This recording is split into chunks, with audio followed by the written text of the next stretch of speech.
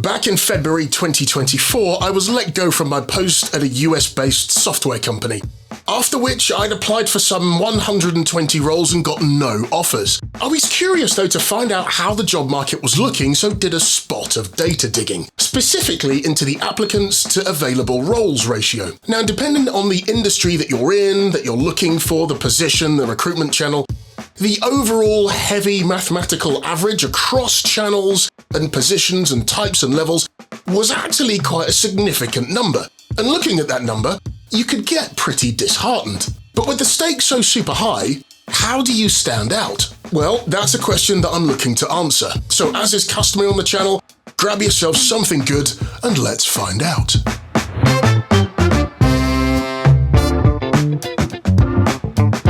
Having done some research into the specific applicants to available roles ratio, I was staggered to learn that for every application I submitted, for example, there would be an average of 107 applications for that specific job. And I'm not making this number up at all. This is according to multiple sources like StandOUT CV, LiveShack, and employernews.co.uk. Needless to say, it's proper rough out there. And given the job market is super fierce, and chances are it's likely to get worse, what do you do? Then you factor in things like the time of year that we're in, and it actually looks really bleak. Or does it? My question is, given the fierceness of the job market, how do you stand out, even just a tiny bit? One way is to take a leaf out of Professor Errol Gerson's book. Well, not his book, his resume or CV to be more accurate. This is actually one of my favourite stories, and I learned about the antics of Professor Gerson in Chris Doe's book, A Pocket Full of Dough, when I read it some years back.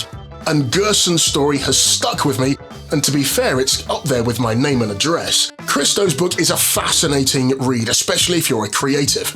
Even if you're not, you may be looking to start your own business, or you might be looking for a large helping of inspiration. If you are, I'd seriously consider picking it up. Anyway, back to the story. Errol had graduated from USC in 1971, way before I was born, before you say anything.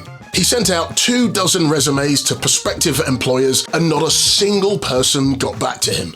There was clearly something wrong. Disappointed, he then asked the USC dean to show him resumes from other graduates. To his surprise, they all looked the same. Each was set in Times New Roman, printed on cheap paper, and virtually indistinguishable from any of the others. Click! A light bulb went on in Errol's head. So he took off to the local paper supplier in search of some different paper.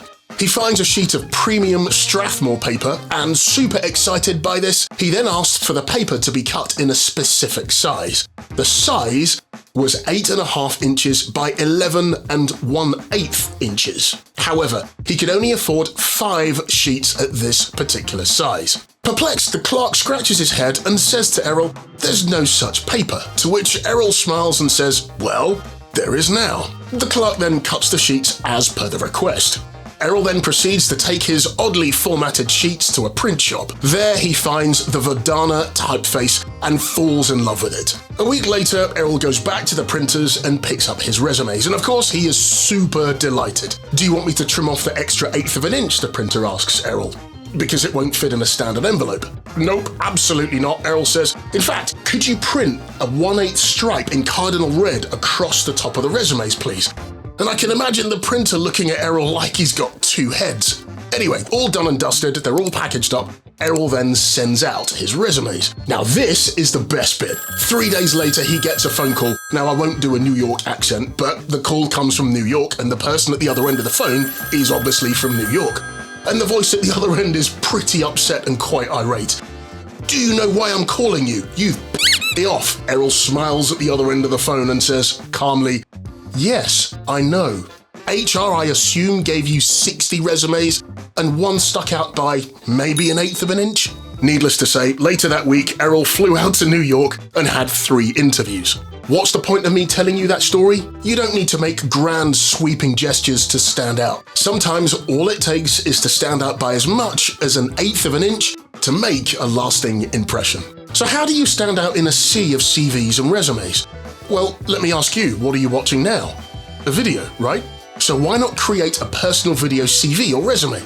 Here's 5 points that could make you stand out by 1/8 of an inch if you use video. A video CV allows you to create a personal connection with a prospective employer. Unlike a traditional CV or resume where they're just words on a page, here you can bring those words to life and show a little bit of your personality, passion, and enthusiasm for the role that you're applying for. This makes you more memorable. You don't have to be full of energy to make it cut through. The goal here is to make it authentic, regardless of whether you view yourself as an introvert or an extrovert. Secondly, it's an amazing way to demonstrate your skills in action. Whether you're in marketing, design, or even customer service, you can show off what you do best. Employers won't just want to read about it, they're able to see it, and they're able to see you. Thirdly, a video CV or resume which supports the written version also gives you the chance to be creative.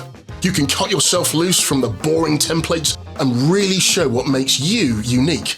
This is especially important if you're applying for roles that specifically call out the value of innovation.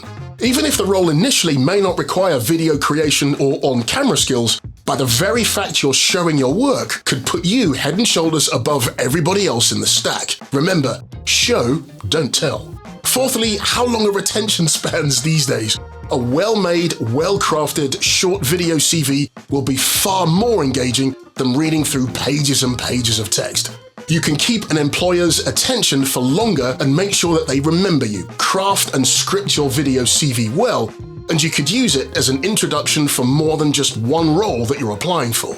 Fifth and finally, using a video CV shows you're comfortable with modern technology and communication methods, something that more and more employers are looking for today. It shows that you're adaptable and ready for the digital workplace. A bonus tip, once you've created your video CV or resume, I'd refrain from attaching it to an email. The chances are the video file could be too large and be stopped by the online email platform. I would use another online platform to host your video instead, and then have the link set to private or passworded. In other words, only the person or people you choose to share that link with can access the video. And there you go, 5 key reasons why creating a video CV that supports your written CV or resume can give you that extra edge when applying for roles. I'm curious, is this something that you've already considered? Maybe it's something that you're doing, or is it something that you've never thought of, putting a video CV together to help you up-level your career? Let me know in the comments. Again, thank you so much for spending your time here, and I'll see you next time.